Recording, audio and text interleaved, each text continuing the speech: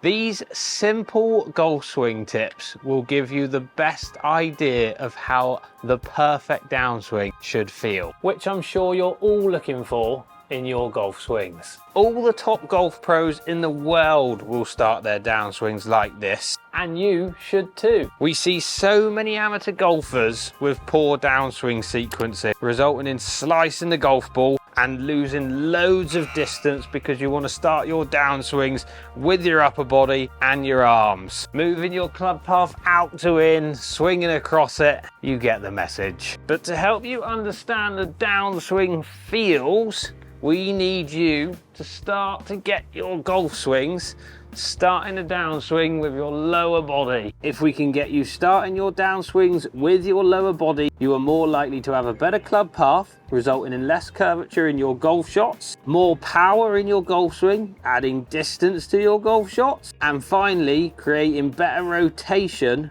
which will help you with your club face control, which also means less curvature and more distance. Oh yes please. Let me show you a few simple golf drills and tips to help you transform your downswing and help you start swinging like the pros. Drill number one requires a resistance band. Pop it around a sturdy upright. Get yourself into the top of your backswing position. So top of your backswing position should be a little bit of space between your lead arm and your chest, hands to the right of your head, good amount of hip turn. Plenty of videos on my channel of that. I'll pop them in the description down below. Once you've got some resistance and you're top of your backswing, I want you to feel like you're going to pull this resistance band nice and hard. What you should feel, your lead foot should start to push towards, if there's an imaginary golf ball in front of me here, your lead foot should push towards that golf ball.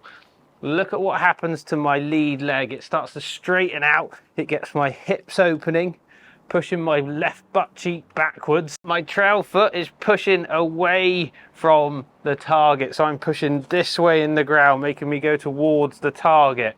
Lead foot, pressure into the ground to start pulling that resistance band and then really push up and out of it. Good thing about this one as well, it's a bit of a workout too. And I know we're talking about lower body and mid torso here mostly in this video, but a little extra tip: when you're at the top of your backswing with the gap between your lead arm and your chest, that should disappear and squeeze on the downswing.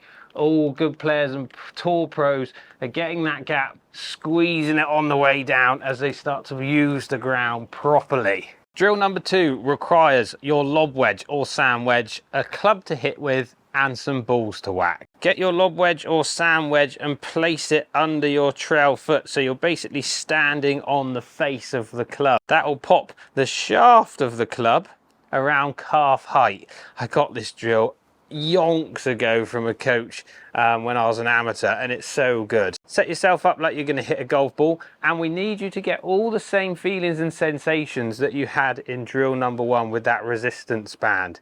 Get yourself to the top of your backswings again.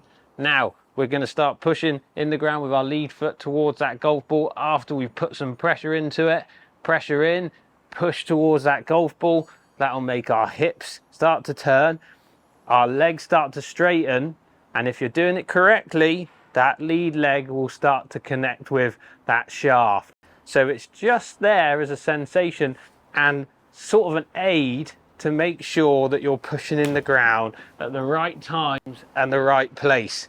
You need to hit that shaft before you hit that golf ball. And when you're doing it, remember that resistance band is doing all of those things that we need you to do. When you get to the top of that backswing, feel like you're pulling that resistance band down and towards that target, and that leg will start to snap back, start you puring your irons, getting you to hit that golf ball so much better and swinging that downswing like you see those pros on the TV. And finally, before we finish, how should you structure your practice to make yourself improve this area? Personally, I think if you are struggling with a slice, then these drills you want to do as much as possible, and especially the resistance band. 5-10 minutes a day at home take it to the driving range, warm up doing it, really get yourself understanding those feelings of pushing in the ground and then snapping that left leg back and hitting that calf against that shaft.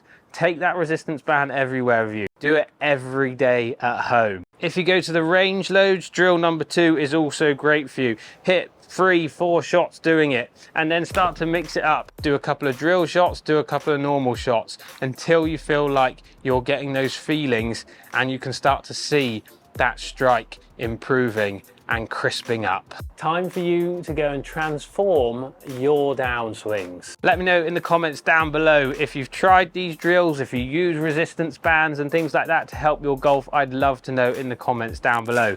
Is drill number 1, drill number 2 gonna work best for you? Again, hit me up in the comments down below. Also, if you're enjoying the content and the channel, make sure you hit that big red subscribe button, hit the thumbs up and turn that bell on so you get notified of when I upload all my new videos. Thanks all for watching. See you in the next one.